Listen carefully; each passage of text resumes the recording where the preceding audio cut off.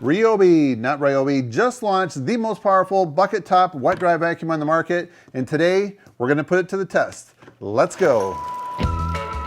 What I like about this vacuum, it's completely cordless and portable because it runs off the 18-volt battery, and it has integrated storage for the crevice tool and the hose. All right, let's see what we have in here. For a chance to win $10,000, register today. Awesome. Instruction manual, 4-foot hose. By the way, this is an 1.25 inch hose. So here is the bucket top. That is it. All right, so this is what the filter looks like. You can get replacement ones that has this band, heavy duty band right here that holds it in place. So this right here, it's going to be for just some general cleaning. If you want to do like drywall dust or like cement masonry dust, this isn't really rated for that. It's probably going to catch your general cleaning stuff. If you want to do some wet vacuuming, then you leave that off, and then this right here is how you run it with the vacuum inside the bucket. So this is dusty. You can easily take it off, shake it out, reuse it again. Just goes on like that. So I think it's going to be really good for around the house, for cleaning the car, for sawdust, things like that. And then here we have our bucket, and then it just goes on like that. Very easy, it just snaps in place. You can see there's little grooves, so this just slides over. If you want to lock it in place right there, you can do that. If you want to push it forward that way, or go the other way.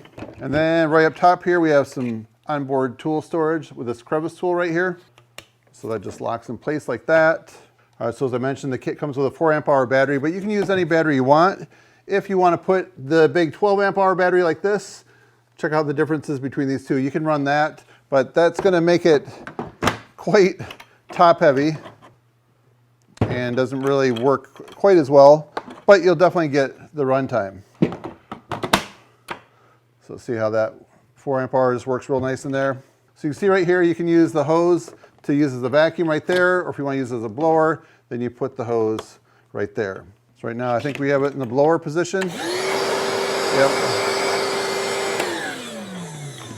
Let's try it in the vacuum. A little louder.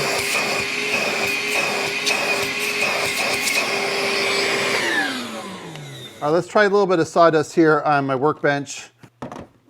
And I just happen to have a little bit of sawdust from my miter saw right here, so we're going to shake this on the mat right here. Some fine sawdust. All right, here we go.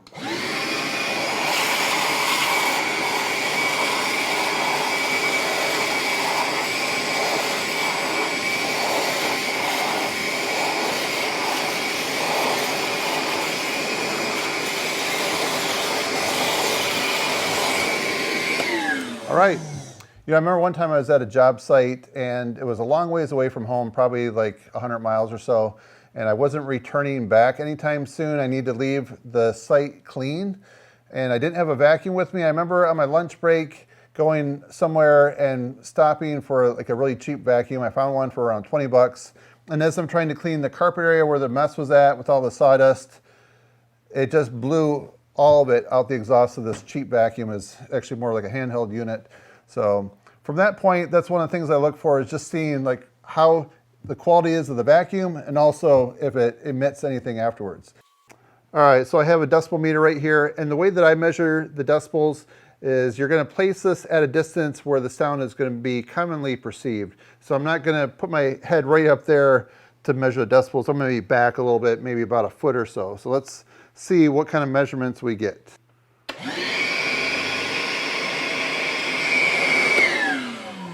All right, so yeah, it definitely is a little bit on the louder side, so I'm getting somewhere like right around 90 to 92 with this right here. So now the vacuum's on the floor, so it's about 3 feet away from me.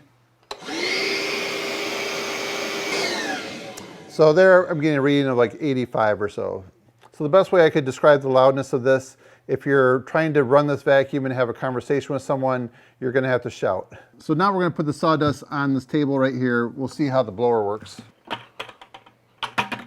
So we're going to take the hose out of this end right here and put it in this end. All right, ready?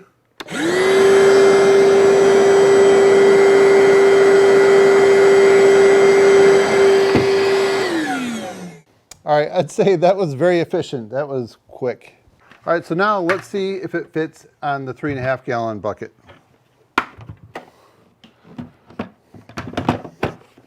Yes, it does. So I'm just getting a quick measurement here.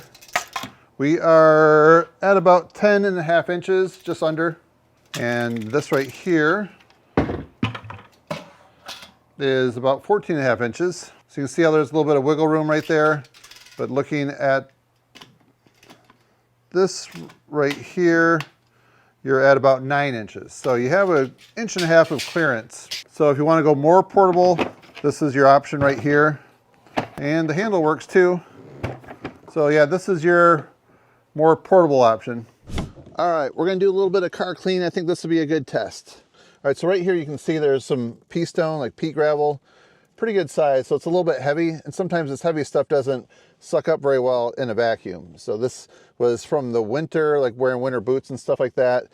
Our driveway just has a lot of stone, so we're gonna just see how well this picks it up. All right, so we're gonna first start off without the crevice tool.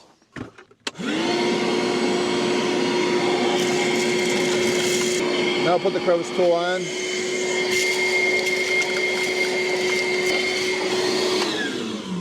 All right, I'm definitely happy with the results there. It passed the test. And you can hear inside of here the gravel and stone. So I often find myself recording at sunset. I don't know, maybe it's just because of the view I get. I would say that is pretty amazing. Leo, what do you think? Do you like that vacuum?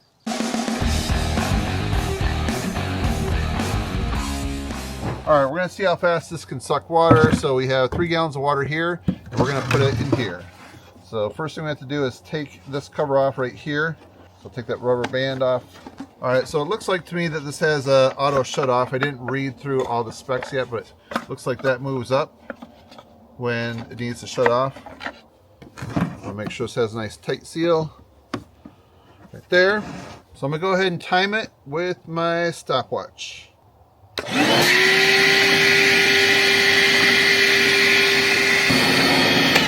Nice, 23 seconds for 3 gallons. I'm happy with that. Let's see what we have left in there. Just a drop. So what do you think? Was that fast enough for you? If so, put a comment down below. If it's too slow, also let me know as well too. All right, let's see what 3 gallons looks like inside of here. So yeah, that hangs down just a little bit. And that's what it looks like. It's a lot of water. All right, so the next test I have for you is the runtime test. Right here we have a fully charged 4 amp hour high output battery right there, 4 bars. So I have the hose hooked up so we can have some resistance to it. Then I have these streamers right here so you can just see on our time lapse when that goes flat, then we know that the vacuum's off. But I will also use my stopwatch here on my phone. So let's get started.